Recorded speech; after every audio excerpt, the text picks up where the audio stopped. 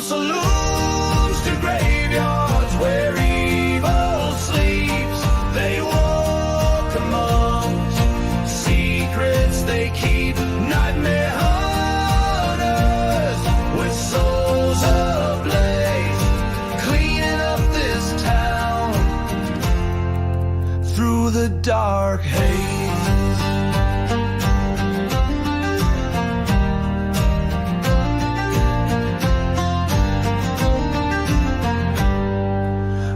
Of the night with eyes of red, vampires in the alleys where good men dread,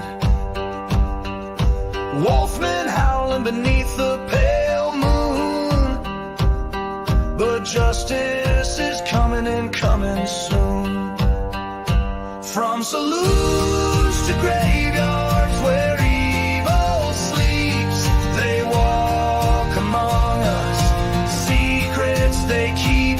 Nightmare hunters with souls ablaze, cleaning up this town through the dark haze.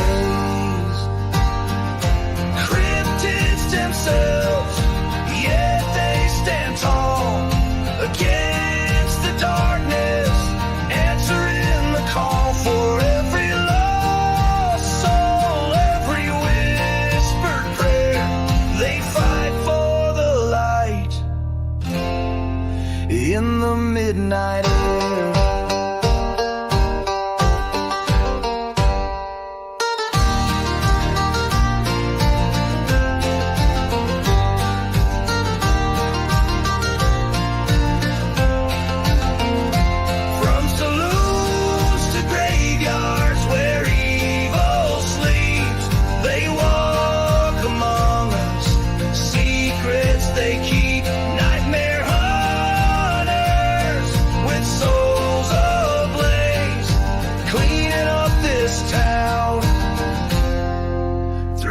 Dark haze. The night is young, the hunt begins. For against the darkness where hope never ends.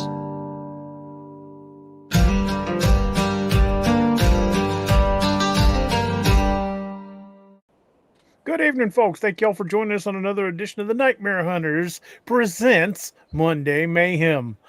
We're glad to be back with you. I'm feeling better this week. We had to miss the first week because Robbie had other conflicting scheduling. He was doing the shop with the cop, and then last week I wasn't feeling good. But we are back tonight. We're going to be working on finishing the rest of Chapter 8 of this Gideon story we're building together. But before we get started, Robbie, how the hell you doing, brother? Finally starting to warm up from this morning. Yeah, you get to stand out in the cold for a good long amount of time. Yep, 13 degrees. That's chilly. Yeah. You know, I don't miss doing that. I really don't. 4.5, 5 more years.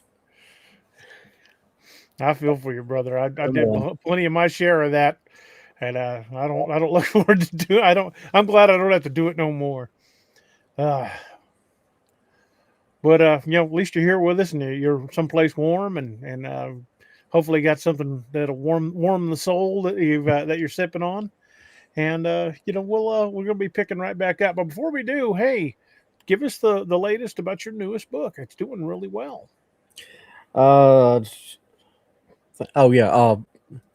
Couldn't remember if it was Kodiak or that, but Grail, the second Grail book, Avalon Rising. It's not in the rising category anymore, but it's still doing pretty good. I think it's still like in the top 20 of Arthurian. However that's worded, whatever that category is, but yeah, I think that's pretty good considering most of those books in that category are completely about King Arthur and mythology. The full mythology. I think that's pretty good. Well, I'm glad it's doing well, brother. Yep. I'm proud of you. And I'm up to right at 30,000 words on Valley of Bones. I did that today, and I'm over 30,000 on Shadow Hunters. So, Well, I kind of went in a different direction. I know. Yeah, I know. I need to focus on Leviathan Down, and I have been working on Leviathan Down. Don't get me wrong. But my most recent book, Devil of the Apsarokas, is still doing very well in the charts. It's still selling very well, and I appreciate all of y'all helping make that possible. But when I started working on Leviathan Down, I knew I wanted to try to get that out next, and that's still the plan. It's the priority of the three I'm working on. But I have two other side projects running at the same time. I started a collection of short stories called Tales from the Crag, and it's about Balkus and that world. And I've started a story, and I've gotten, I don't know, 6,000 or 8,000 words into the story about Balkus.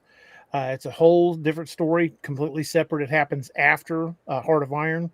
Has nothing to do with anything that happened in that. It's just another adventure, and I'm pretty happy with the way it's going. And I just got a wild hair yesterday. I'd taken a nap. I wasn't feeling great after we ate, so I took a nap. And when I was sleeping, idea for this story came to me, and I got up and I started. And I ended up putting almost 5,000 words on it last night. And it's the story that people have been asking for a while. The story on how Clark got the medal. And it starts out with Clark, a much younger man, signed to his Delta team in Afghanistan. And I'm pretty happy with the way it's going, too. that's good. It's going to be called Ghosts of Kandahar. Yeah, that's been a long time coming. I just finally realized exactly how I wanted to start it. And I thought if you guys would like to hear a little bit of it, I thought I might read a little bit of Ghosts of Kandahar if you guys would like to hear it. Let's see what everybody thinks before we jump back into. You ain't got to wait. You know what they're going to say. Go ahead. Okay, let me get it ready. Let what did Inigo Montoya say? Let me summarize. Yes. No, let me explain. It take too long. Okay, I gotta remember which folder it's in. There.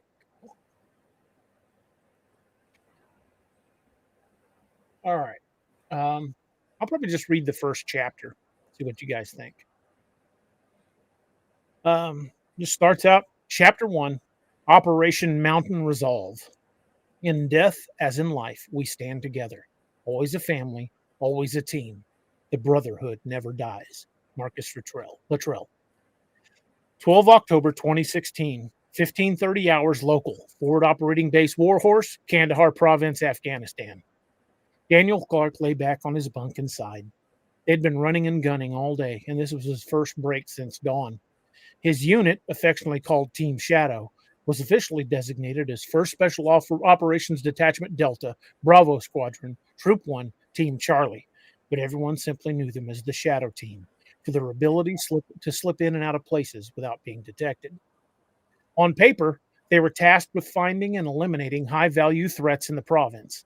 In reality, their mission was something else entirely. Since the first Kandahar Giant incident in 2002 and several subsequent encounters that were classified and buried, troops had reported clashes with red-haired giants. Each time it had ended in blood, soldiers killed, assets lost, and missions compromised. It happened often enough that this squadron had been quietly tasked with finding and eliminating the creatures before they could strike again. The mission was called Operation Mountain Resolve on classified incident reports, but to the operators, it was simply known as the Red Hunt. Team Shadow had been on this mission for 3 weeks, pushing into remote valleys where locals swore they'd seen the creatures. So far, every patrol had come back empty-handed, finding nothing but discarded gear, scattered human bones, and massive footprints pressed deep into the earth. They'd been told to stand down and get some rest, but Clark was just too keyed up from the debrief to sleep. The hooch smelled of sweat, dust, and gun oil, the air heavy with the hum of the generator just outside. Gear was piled up against the plywood walls, rifles propped in corners, helmets dangling from bedposts, boots lined up like weary sentries. He needed a shave and a shower, but right now he just wanted to throw on some music and unwind. The opening strains of Jethro Tull's Cold Wind of Valhalla filled his headset, Ian Anderson's voice carrying like a scald's chant, a song about warriors riding into battle. It was fitting, maybe too fitting, and it made him think of what lay ahead. He sighed, pulled the headphones off, and glanced up at the underside of the bunk above him. One of his pictures was missing. "Hey, which one of you assholes stole my sister?" Clark called, his voice carrying that dry, sardonic edge he always used when he was half joking, half serious. A head appeared over the edge of the bunk. Staff Sergeant Ricky Gamble, call sign Ghost, grinned, his trademark smirk in place. Ghost was the team's designated marksman and recon specialist, quick-witted and always stirring the pot. "I haven't seen her," he said with a wink. "Well, not since night before last. I had to borrow her for a while. You know how lonely I get. But if you see her, tell her I missed her." Clark groaned, already knowing what that meant. "What did you do with the picture?" he asked. Sorry, Danny," Ghost replied, enjoying the game. "I loaned her to Morales." Gamble was the only person on the team that could get away with calling Clark anything other than Viper or Clark. Danny wasn't a name he preferred, but Gamble had saved his life on their first mission, so he got special clearance. "Don't look at me," shouted Staff Sergeant Enrique Morales, call sign Doc, from across the hooch. The medic was loud, brash, and unapologetically crude. "I traded her to Hammer for an MRE packet of cocoa." Staff Sergeant Richard Baker, call sign Hammer, just smiled and shrugged. The breacher and demolitions expert was quieter than Morales, but his dry humor always landed. He didn't need to say much. His grin said enough. "I'm sorry to tell you this, Viper," Ghost said, still smirking, "but I think your sister's a whore. She's been with every guy in the hooch. Honestly, I wouldn't even want that picture back if I were you." Clark started laughing, his stoic mask cracking into a genuine amusement. "You mean to tell me every one of you jackasses have rubbed one out to the picture of my sister?" "Several times," Morales shot back proudly, puffing his chest out like he'd won something. "Dude, she's way hotter than anything I've got in my wallet. Seriously, can you introduce us when we get back to the world?" "Everyone but Viking," Hammer added dryly. "I think he's saving himself for marriage." Master Sergeant Killian Walker, call sign Viking, the assistant team leader, leaned back with a grin. Calm and steady, he was the team's anchor, but he loved dropping understated jokes. "I'm just saving myself for when we actually meet her. I want our first time to be special." "Not a chance," Clark replied, flipping Morales off. "The last thing I want is any of you dickheads chasing my sister like dogs in the heat." The hooch erupted in laughter, crude, exhausted humor that kept them sane. The psych doc called it a coping mechanism, but they didn't care. To them, it was just funny. The air smelled of sweat, dust, and gun oil. Outside, the wind rattled the canvas walls, and somewhere in the distance, a dog barked at shadows. For a moment, the red hunt didn't exist. There were no giants, no missions, no ghosts waiting in the mountains. Just soldiers, brothers, killing time before the next fight. "All right, you idiots," called Master Sergeant Gary Reinhard, call sign Reaper. He was the team leader. Gruff and blunt, his voice cut through the laughter like gravel. "If you're all finished violating Viper's sister," Reaper added, "let's get some chow. It smells like Bigfoot's ball sack in here." "Ah, the funk of unwashed feet and ass," Morales replied, chuckling. The medic was loud and brash as always, never missing a chance to complain or to crack a crude joke. "The boss is right," Morales says. "I want to eat, shower, and relax. Viper, you got any other pictures of your sister I can borrow?" Everyone chuckled again as they headed out of the door of the hooch, slinging their M4 rifles over their shoulders. Ghost smirked as he adjusted his headset, always the trickster, always ready with a jab. Hammer just shook his head, his dry grin saying more than words. Viking walked with calm, steady steps, the quiet anchor of the team, while Reaper led the way, barking orders with his usual gravel-throated authority.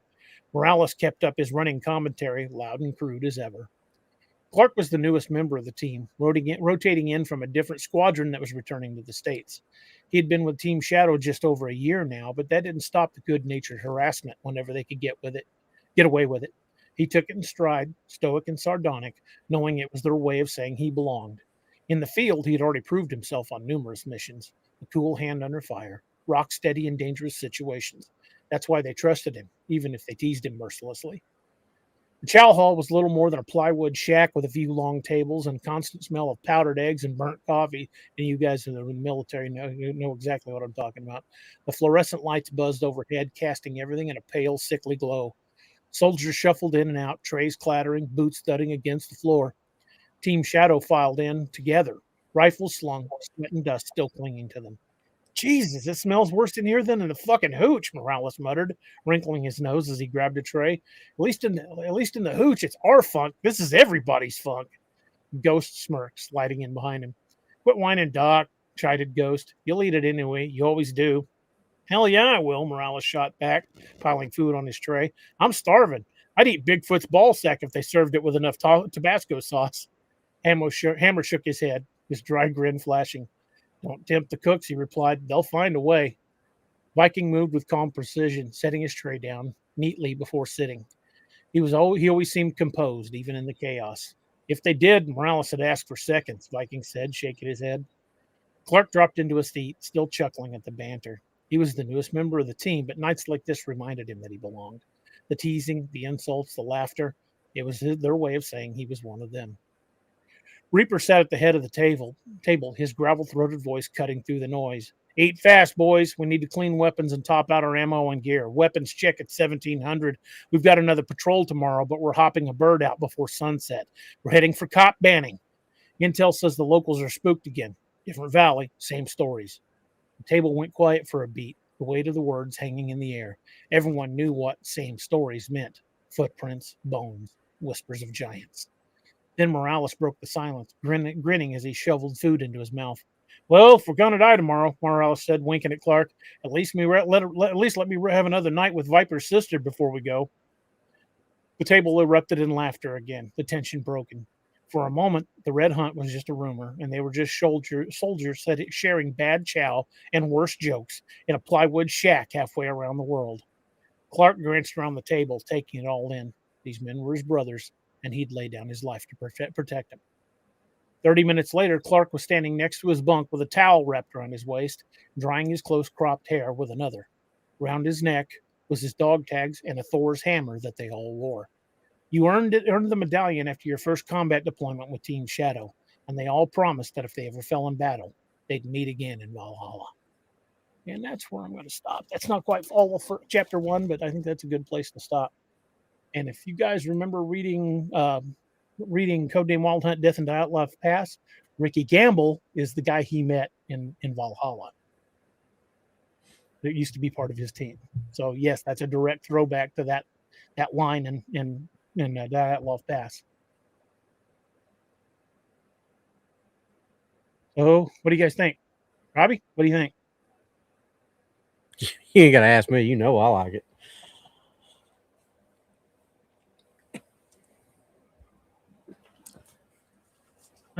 Northwood says, I never, I'll put it up on screen. He says, I never understood why the Army guys on our Air Force base loved our dining hall food so much until I got stuck eating Army food for about 2 weeks on TDY. Yeah, the struggle's real, brother. And without Tabasco sauce, half that crap ain't edible. Thank you, Karen. Sorry, Ed. I've got way more written than that, but I don't want to give away too much because, like I said, that story's just in its infancy. So I wanted to share a little bit with you.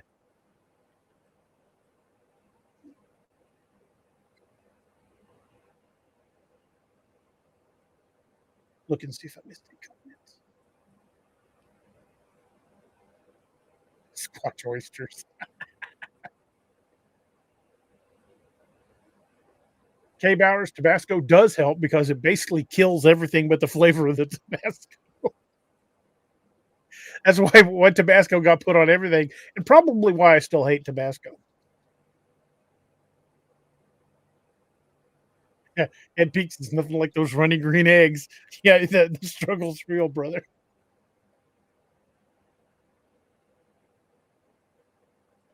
See if I missed anything else.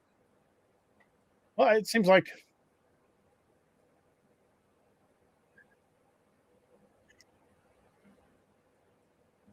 Miss Lene, I'll be sending that whole thing out to the alphas probably tonight or tomorrow. Actually, I'll be sending 3 stories out to the alphas because I'm working on them simultaneously. It seems like everybody likes it.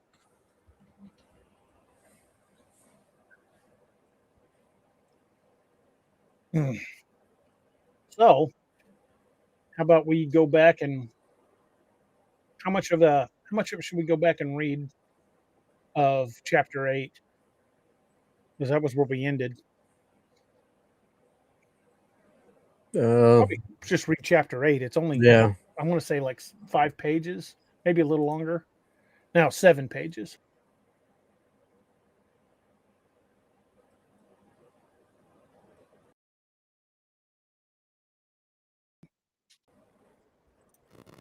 The heck just happened? I don't know. You just disappeared. I didn't even touch anything. I looked over my phone to see if it was me or you, and it was you. Yeah, I don't know what happened. Hey, thank you for the super chat, Kim. Thank you.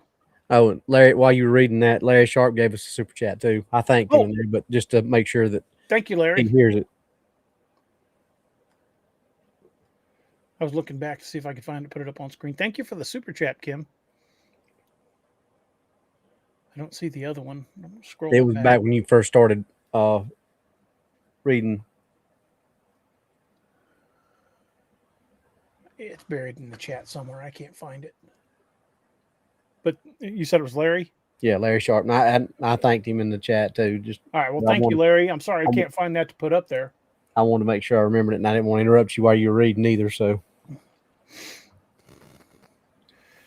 do you guys want me to read what we did last time? Read it back, or do you just want to jump in with both feet and start writing? I'll leave that up to y'all.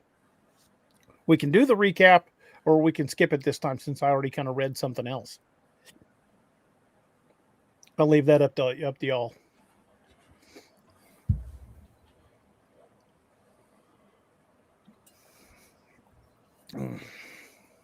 Karen says, please read. Okay. All right. Well, I'll read what we did last, and then we'll pick up from there. The last chapter we did, chapter 8, Wayland's Forge. 20 Martius, village of Balakulish. Rigan sat up and accepted a cool drink of water from Rhiannon. His fever had finally broken, and the wound had not festered. Both were good signs that he would recover from this and live to fight another day. Rhiannon smiled at him sweetly, then helped him lay back down on the bed. Thank ye, he muttered. Ye shut it, she answered playfully. You're too weak to be talking. Now shut your gob and get some rest. Aye, agreed Rigan, easing back into the cushions and closing his eyes. Across the village clearing, Rigan could hear the sound of steel ringing on steel and smell the heat of the forge. Wayland was already hard at work on the blades.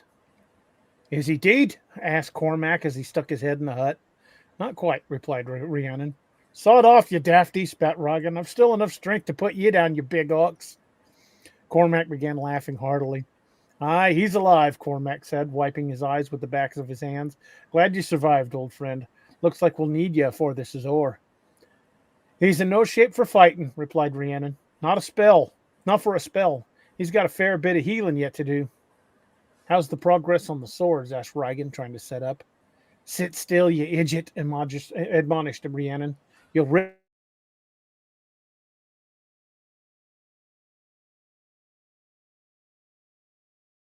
We've got the molds set for 7 swords, not 2, no two of which will be the same. Then I reckon they'll need names, said Rigan, wincing as he lay back, closing his eyes in pain. Aye, agreed Cormac, that they will. How long will it take to forge the blades? Asked Rigan. Wayland sent word to every apprentice he's trained over the years, replied Cormac. I ain't seen this many masters are working on the same project before. 4 masters and 9 apprentices are working day and night. We also have 6 druids working the bellows and blessing the steel as it's forged. How long did it take to melt the steel? Asked Rigan. That's the craziest bit, old friend, said Cormac. Once it was all gathered in the crucible, that wife of yours began singing, and a bolt of lightning came out of the blue and melted it all. We poured all 7 at the same time. And the shards? Asked Rigan. We placed a shard in each crosspiece while the steel was still molten, replied Cormac. Then there's the dwarves. The what? Asked Rigan. The druids began the ceremony by asking for help in completing this task, explained Cormac. During the storm that followed, 6 dwarves came out of the woods and began helping. They're master craftsmen. I ain't ever seen their like.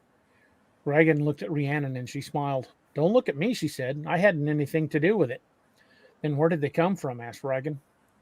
Their leader introduced himself as Balric Ironheart, answered Cormac. He said he's here to help forge the weapons that'll one day save our world and his.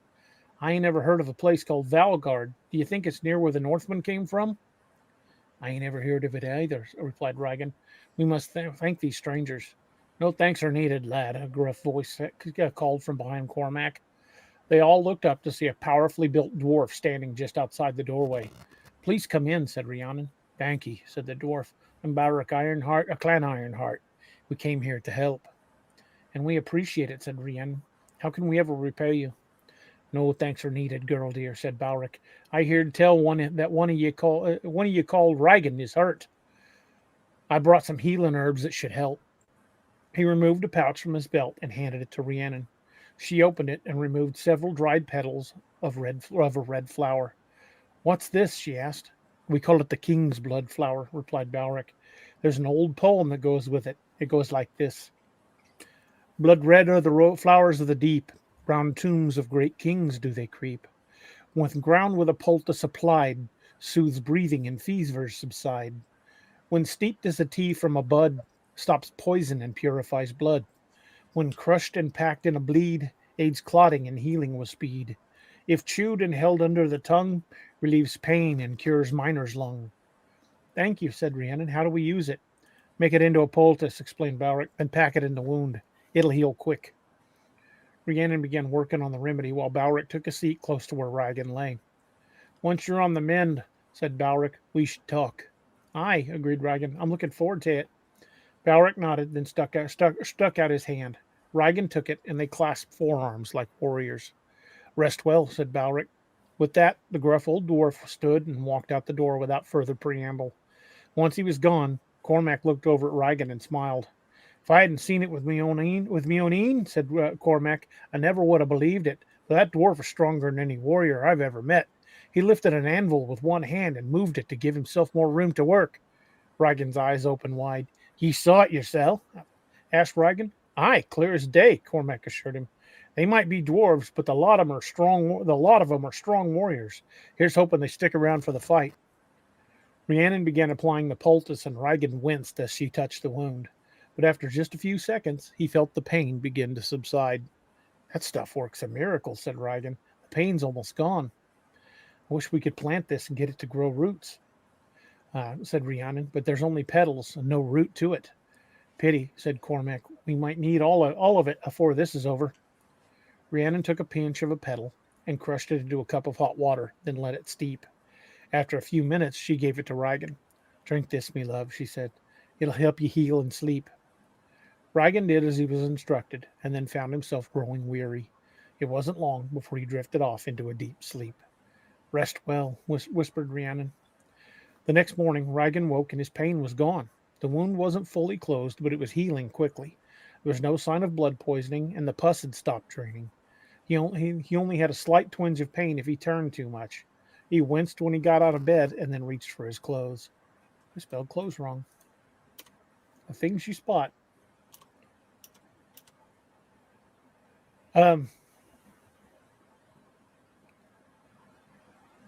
Lost my place.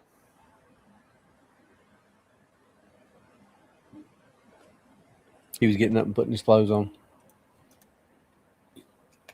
Okay. There we go. And where do you think you're going? Asked Rhiannon. Thought I'd get out of this accursed bed, replied Regan. I want to stretch me legs. Let me check your wound before you go overdoing it, she insisted. Regan waited until she was quite sure the wound wasn't going to reopen, but she cleaned it and packed it with more of the poultice before nodding her approval. Fine now, she said, scowling, but you best not be overdoing it. No fighting or fussing with the lads. Aye, I won't, Regan assured her. Before he could leave, Rhiannon stuck her head out of the hut and looked around. She found Cormac walking her way from the well. Cormac, she called. Regan insists on going for a walk. Will you walk with him and see that he doesn't get into anything? Aye, said Cormac. He's up already? That dwarf poultice must really pack a wallop. It does, she replied, but he's far from healed. I'll be fine, Regan said as he ducked out of the hut. I need some air. I ain't planning on fighting anyone. I'll see to him, Cormac said, grinning. Come on, old friend, before she changes her mind. With that, Regan and Cormac headed for the forge to check on the steel. They could still hear the ringing of metal as they approached, but they were surprised to find that it was just Wayland putting the finishing touches on another project. "Where are the swords?" asked Reagan. "The dwarves are in the hut putting the finishing touches on them," said Wayland. "How can that be?" asked Reagan. "You only began a few days ago." "Magic," said Wayland, "and the skill of the dwarves. We'd still be tempering the steel if it weren't for them." "How so?" asked Reagan. "Well, when they arrived," explained Wayland, "they already had the handles and the pommels ready. Balric said he had a dream of this place and had them prepared for us aforehand." Before Wayland could say more, the dwarves began emerging from the hut. They each carried a blade, but Balric carried two. Reagan was stunned at the beauty of the blades. He'd never seen their equal. "They's ready," said Balric. "We needs to fashion the sheaths still yet, but the blades themselves is ready." "Which one is which?" asked Reagan. "We not only forged the blades with the shards you gave us," said Balric, "but we also infused the blades with dwarven rune magic. These blades will be like no other in this world, at least none built since the old gods walked this place." Reagan exchanged glances with Cormac. "This one, the room's named Caliburn," said Balric, handing it handle first to Reagan. "Caliburn means steel of kings." When Reagan accepted it, there was a flash of blue light, and dwarven runes appeared in blue on the blade, then faded slowly from sight. "I think that one's meant for ye, lad," said Balric. "Otherwise, it wouldn't have react like that." Reagan held the blade up and inspected it. "It's beautiful," said Reagan in awe. "And bound to your bloodline for all time," said Balric, "the line of Pendragon." "How did you?" began Reagan. "I saw it in the runes on the blade," explained Balric. And who else gets one of them?" asked Cormac. Balric nodded at another dwarf who brought up a massive two-handed sword. He reverently handed it to Cormac, who accepted it slowly. But as soon as it touched his hand, there was another flash of blue, and the runes appeared on the blade. "The runes name it Maori Mactyr," said Balric, "the Wolf Slayer." "And the others," said Cormac, "have not chosen their wielders yet," said Balric. "Yet the runes did name them. This one is Durandal, meaning enduring or breaking." And that's where we stopped because we didn't have names for the other swords yet. Let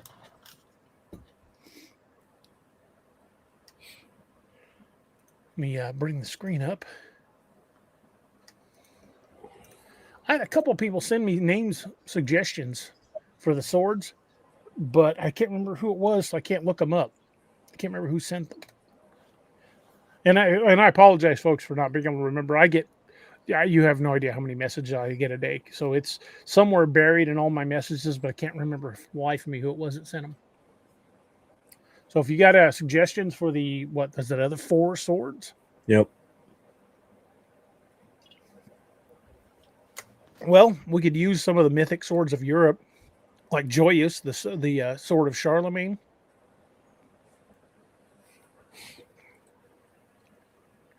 Ooh. Another two-handed sword called Runting. That was the sword of Beowulf. Yeah, it was.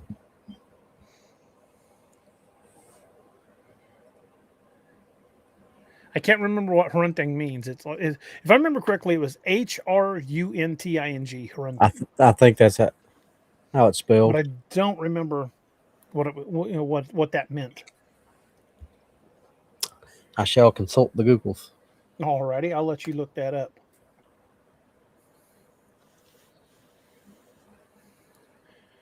Folks, if anyone out there remembers sending me suggestions for the swords names, feel free to pipe up because I don't remember who it was that sent them to me. I'm sorry. Sorry, Justin. We didn't have a show the last couple of weeks. Last week I was sick, and the week before Robbie had scheduling conflicts, so we didn't. This is the first one we've done in like the last 3 weeks. Grail Soul, that's kind of cool.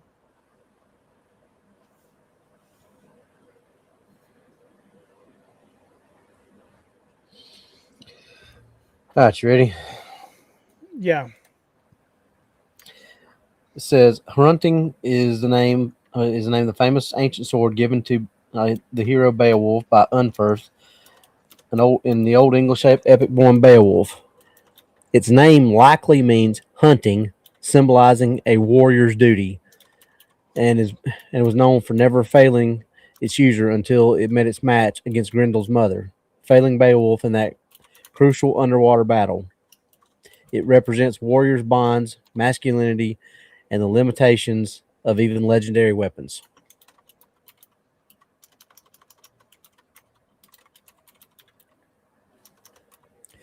Julie said she sent you 4 names. Okay.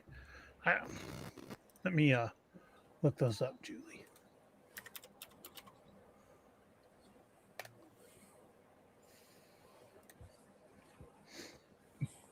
Well, we used Durandal, so one of those actually got used.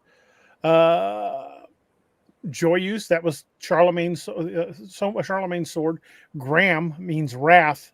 What's the origin of Graham? I don't know that one. And the other one's Tyrfing, means finger or thumb, forged by dwarves. Drawing it meant death.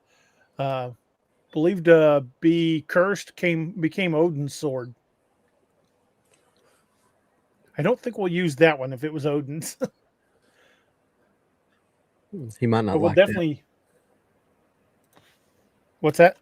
I said, yeah, he might not like that.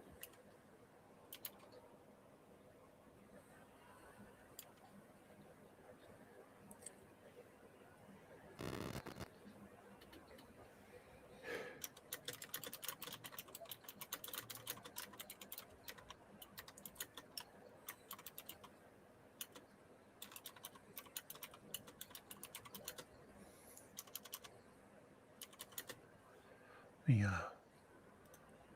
find how to spell that again.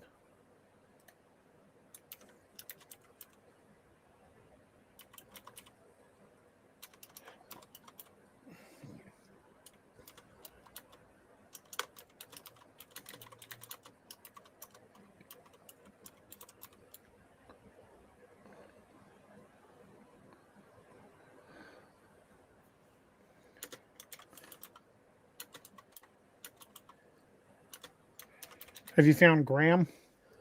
Oh, was you asking me to look it up? I thought you were looking it up while I was pulling up other stuff. I can look it up if you need me to. I can look it up. I thought you were talking to somebody because I was still looking at the other one.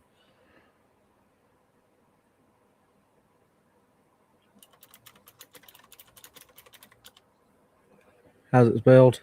Gram. In a Norse legend or Balmung in Middle High German epic poem, the Nibelunglied, it's a magical godlike sword. Means wrath.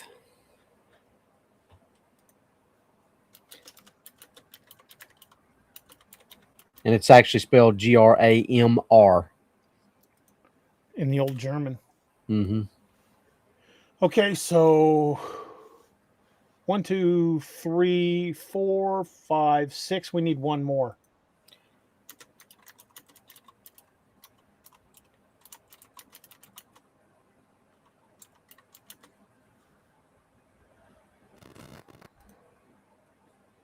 Don't want to use Tyrfing. That was Odin's sword. So that one might be just.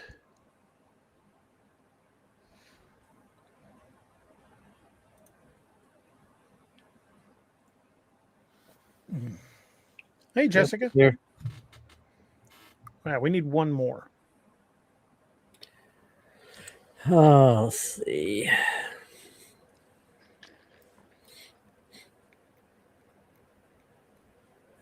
Are we staying strictly? No, we can make one up if we want to. I mean, this is no. What I mean is liberties. Because if you wanted, to, well, I don't know how you want if you'd want to tie in something like Oakrest or Glamdring or.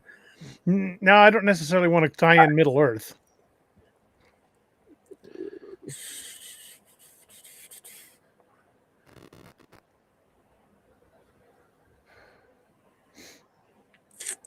Now, Orcrist meant the Goblin Cleaver, and Glamdring meant the Foe Hammer,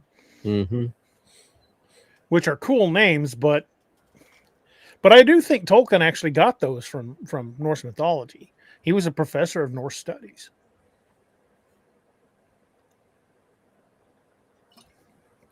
I mean, all the names of the dwarves, and even Gandalf's name comes from the sagas. Oh, Toshi came up with one. Moral talk,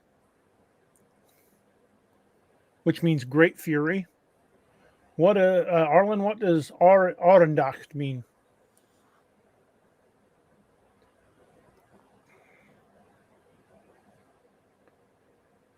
What's Skofnung? Those are all cool sounding, but what do they mean? Puncher says, "Speaking of dwarves, I'm sleepy."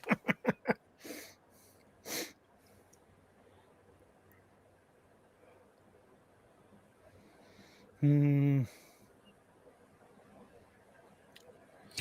You know, you could just name one Ulfbert, since that's one of the most famous Viking swords ever. It wasn't a specific sword, but it was a sword of Viking kings.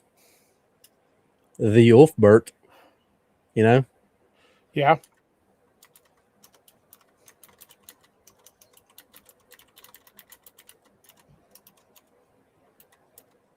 How do you spell Ulfbert? Hang on, I will. I think I've got it, but I'm probably wrong.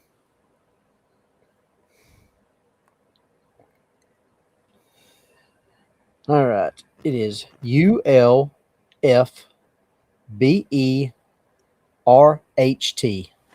I was close. What does it mean?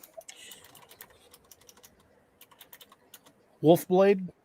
I think. Let me make sure before I.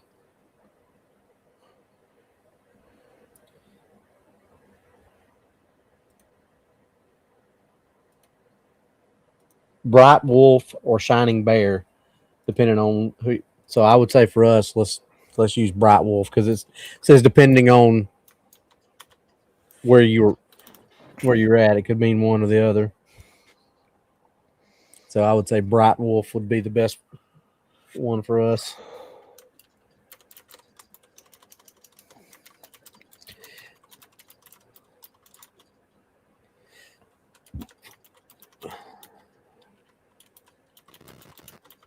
Because Ulf means wolf, and Bert Berht means bright. So literal translation is bright wolf.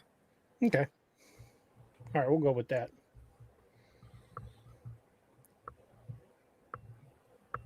Ugh.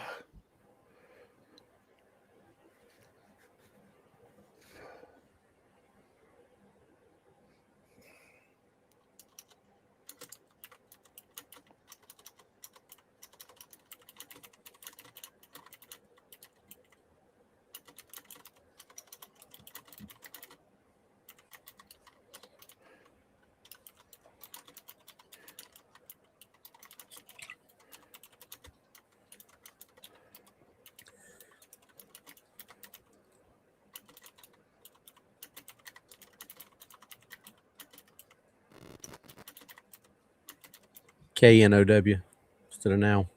Oh, yeah, you're right.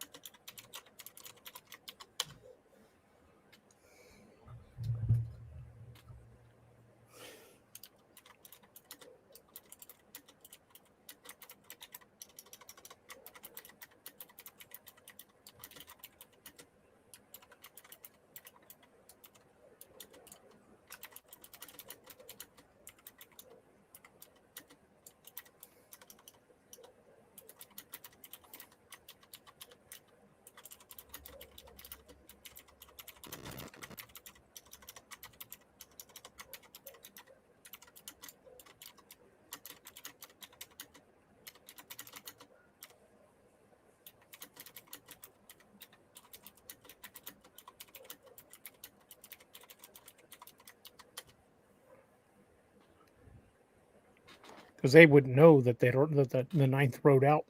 Yep.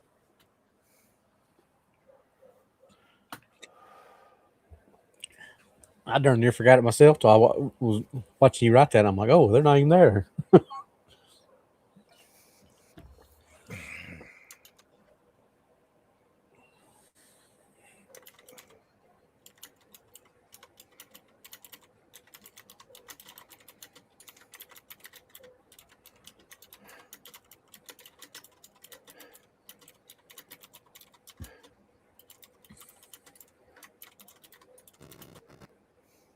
Translation: as soon as Rhiannon lets me go. Basically.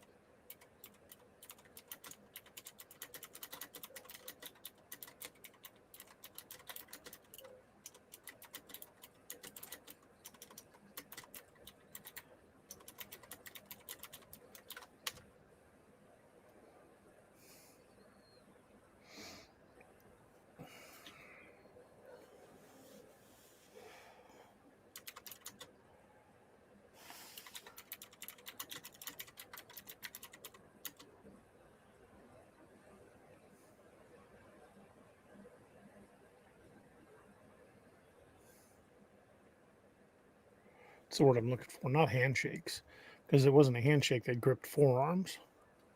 Yeah, I don't know what that. That's all I ever know is just grip. There you go. Just say it that way.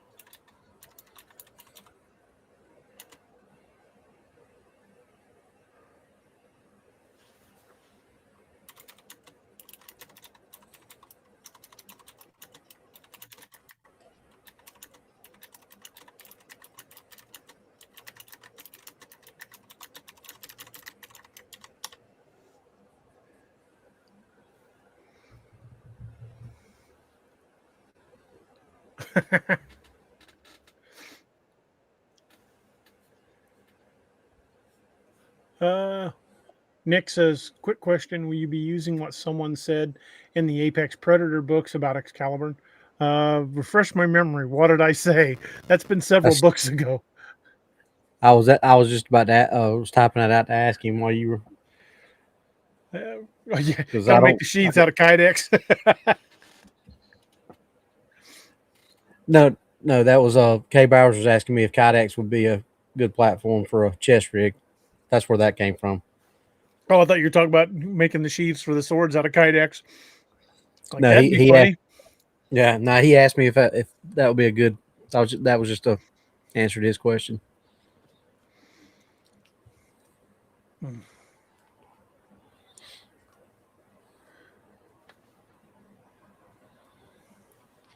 Don't believe they had access to Kydex when this Yeah, book I think it was a little before their time. Well, after their time, you mean? Yeah, little after their time. Yeah. But if they did have molded Kydex, they'd all look like scallywag blades. True. I didn't know Scallywag was making swords. Well, they don't now that the bounty's gone. Yes. They did have one.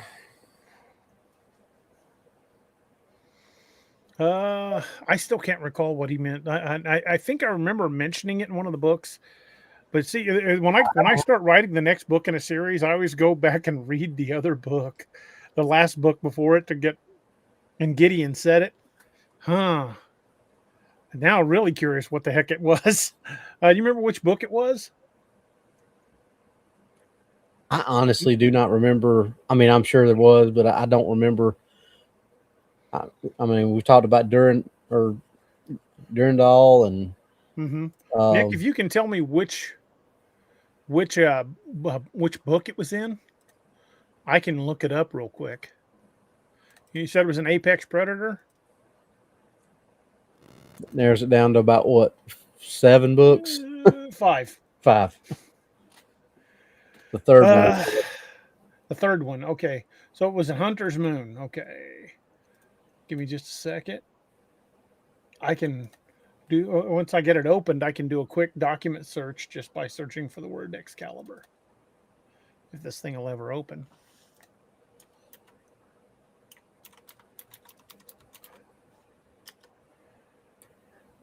It must not have been the third book because the word does not appear in the third book. Kay Bowers, Gideon didn't use a sword in Operation Lily. That was Davidson. Yeah, that was Davidson. And we've already got a name for that sword because it'll be coming up in one of the Grail books pretty soon. It's already been used, just haven't been told what his name is.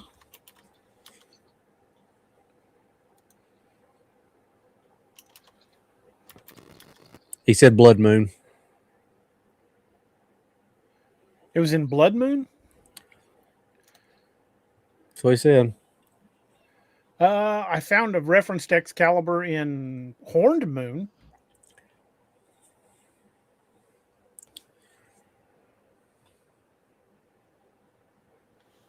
Yeah, in Horned Moon, Magdalena, one of the Giovanni triplets, says that yes, Excalibur's real and it's in a glass case in the catacombs beneath the Vatican. Well, she was right about one part of it, just not the location.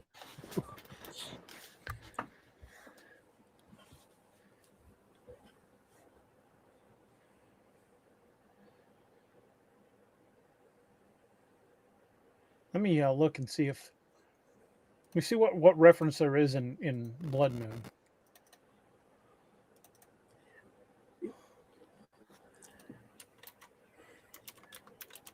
Arlen, when Gideon killed Keskim Satata, that wasn't in Apex Predator. That was in the Beast of Blanc Road. What, the DA? No, they killed her in Horned Moon. I thought that was in. I thought she was controlling. No, never mind. That was the 2 books she showed up in. Well, she showed up in the shadows in the background on a couple, but in Horned Moon is when they put her down the first time, and then they put down her lieutenant at the end of Dead of Winter. I was thinking because Amanda was in it. That's why I was thinking it was.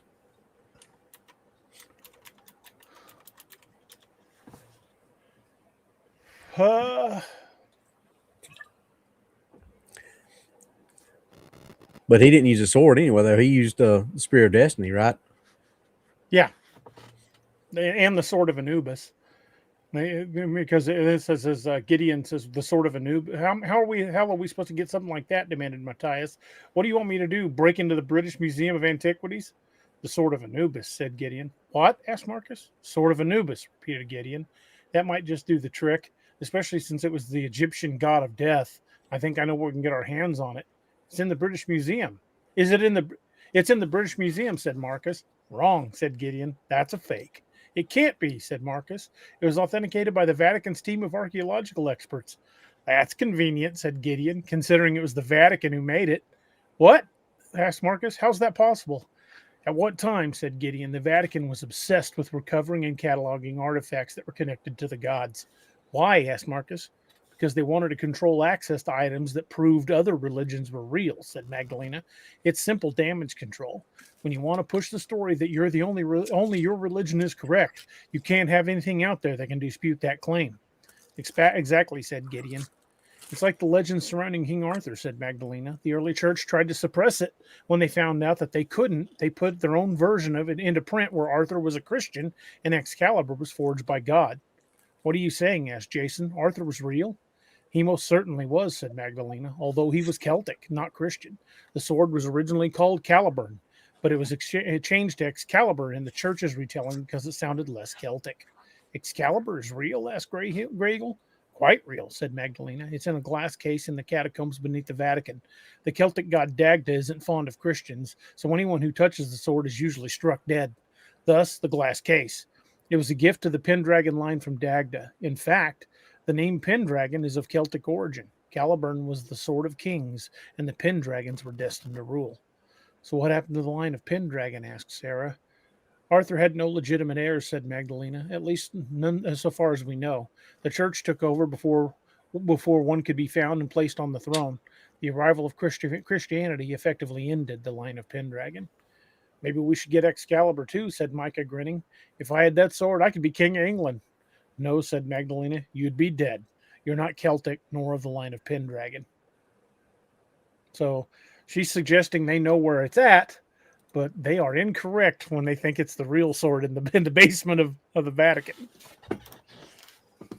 As Gideon says, no, that's a fake. Yeah, that's a fake.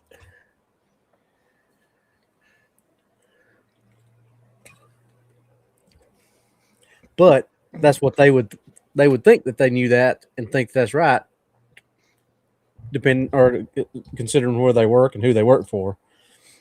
Yeah.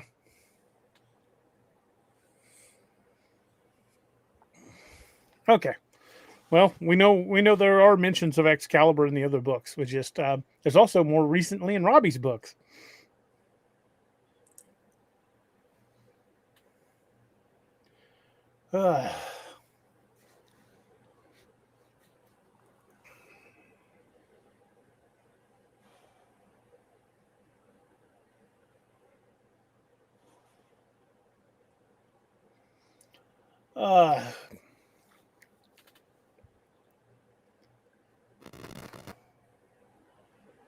Toshi says, but now my question is, if that's a fake Excalibur, who or what is killing all those who tried to get it? Yeah. Well, they probably haven't touched it in centuries. They probably sealed it in that case and expected it to stay there, and somebody swapped it out. We know that in 1587, when the siege of Rome happened, that Gideon took part in the siege, and that's how he got his lance back.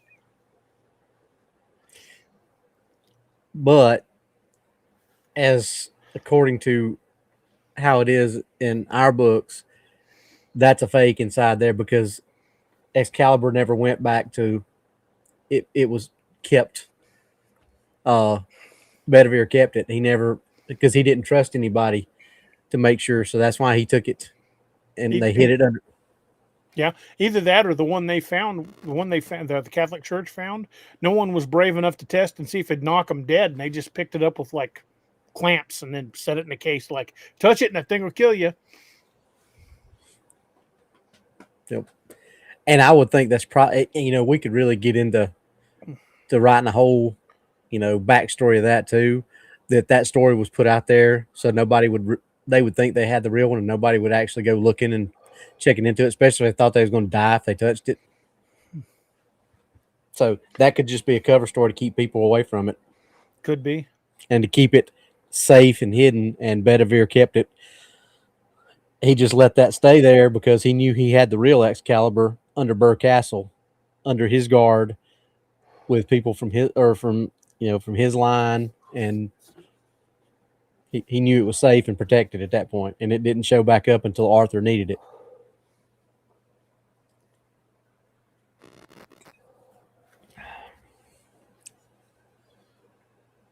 At least that's what we're going with, right? Yeah. You all right? Yeah, I may have to end it a little early. I'm not feeling very good. I'm just feeling kind of lightheaded all of a sudden. I've got a doctor's appointment in the morning. I'm going to be telling him. I've last few weeks I've been having bouts where I get tired and lightheaded just out of the blue. Last night I was walking across the kitchen and had to grab the counter because I just suddenly had no energy. And I'm having one of those moments now. I'm pounding down coffee trying to stay alert, but right now I just suddenly like the tank just drained. I'm afraid I'm probably going to have to call it a little early, folks. I'm sorry. Ain't no apologies. And it's 40 degrees outside, and I feel like I'm burning up.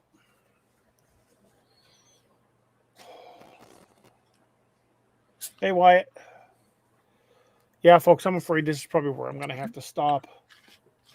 It's 86. We're at bottom of page 86 almost. We'll probably start next chapter there anyway, with them heading back to the Citadel. That's probably a good place to stop, and we'll pick it up with chapter 9 next time. I don't think I want to mess with naming the chapter right now. I just want to lay down. Hopefully I'll get some better news from the doctor tomorrow. I think they need to change up some of my meds. I really do.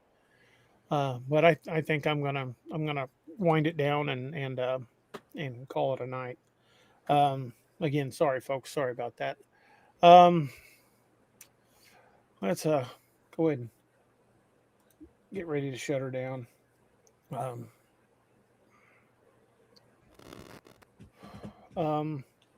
was going to say something. I don't remember what it was.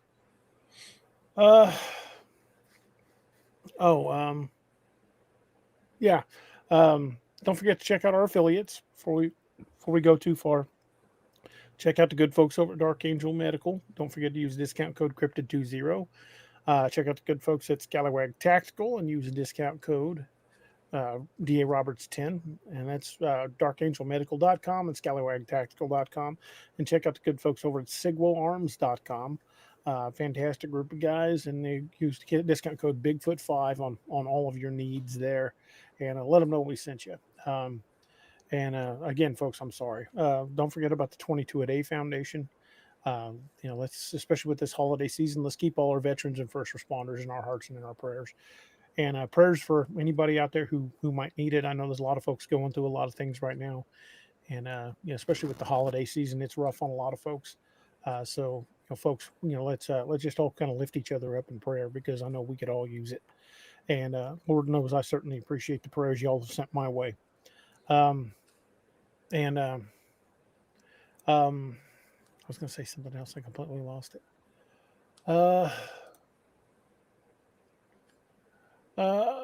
Robbie, you want to take us out with the toast? I apologize again, folks, but I'll let you guys know what I find out from a doctor tomorrow. Well, raise a glass, drink along with us. This is one you don't have to take your hat off for. This is just our toast to the end of Monday Mayhem. There are good ships and wooden ships and ships that sail the seas, but the best ships are friendships, and may they always be. Slanjama, see you Wednesday. Thanks for being with us. Slanjama, thank you guys for being here. Good night, everyone.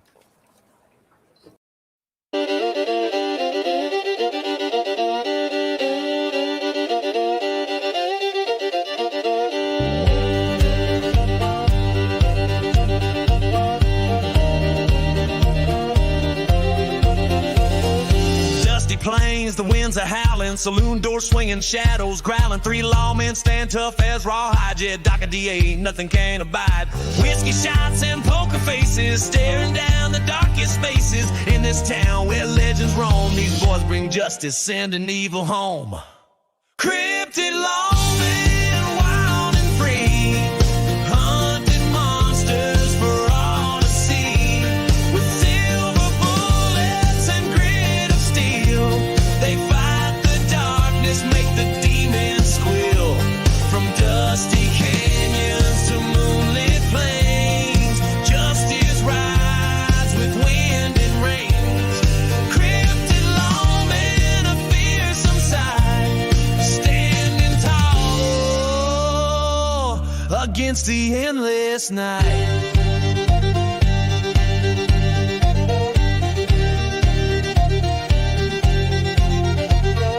Jed's a howler, claws of steel. Doc's a biter, makes the devil real. But DA's a shifty one, a shape-shifting soul. Can turn to anything, takes any form, takes control. Tonight the chupacabras come to town, sucking the life from all around. But these lawmen, they ain't afraid. They'll face the darkness unafraid. Cryptid lawmen, wild and free, hunting monsters for all to see. With silver bullets and grit of steel, they fight the darkness, make the demons squeal. From dusty canyons to moonlit plains, justice rides with wind and rains. Cryptid lawmen, a fearsome sight, standing tall against the endless night.